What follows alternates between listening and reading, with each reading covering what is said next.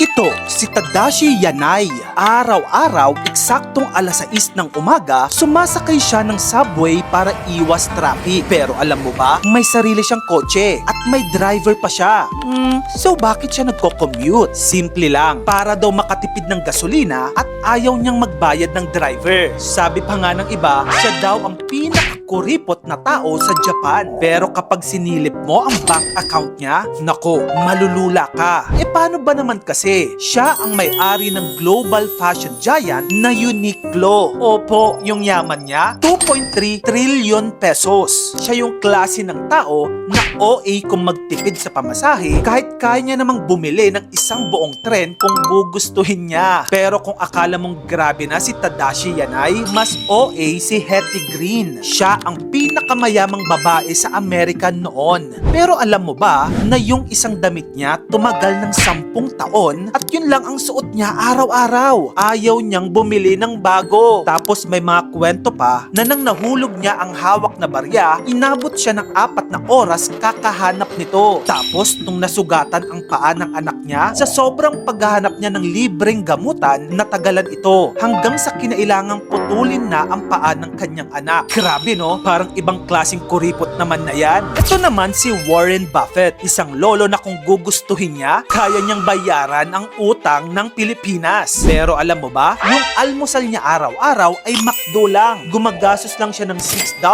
or around 350 pesos para sa breakfast niya. Minsan pa nga, gumagamit pa siya ng coupon sa McDo para makatipid. Tapos yung bahay na binili niya noong 1958, hindi mansyon, hindi palasyo. Lumang bahay lang na ayaw niyang palitan. Sobrang kuripot ni Warren Buffett. Tapos malaman-laman mo, lagi siyang nasa loob ng listahan ng Forbes bilang world's richest since 1990s. Ang kanyang yaman, $150 billion or 8 trillion pesos. At kahit ganun siya kayaman, simple lang ang prinsipyo niya. Don't buy things you don't need. Pero kamagkano, aanhin mo naman ang yaman mo, di ba? Kung hindi mo ito i-enjoy. Ako nga ginagastos ko yung pera ko sa pagdalo ng mga events. Speaking of events, gusto ko lang i-share ng isa sa mga luxury ko sa buhay ay pumunta sa mga concerts. At ngayong Mayo, pupunta ako sa coolest music fest right now. Ito ay ang Circus Music Festival. Solid ng lineup nila. Parokya ni Edgar, Casey Tandingan, PJ Monterde, Maki at marami pang iba. Magaganap ito sa Parklinks Open Grounds Pasig sa May 9, 2026. Balita ko nagkakaubusan na daw ng ticket, so secure yours now. Kita kits?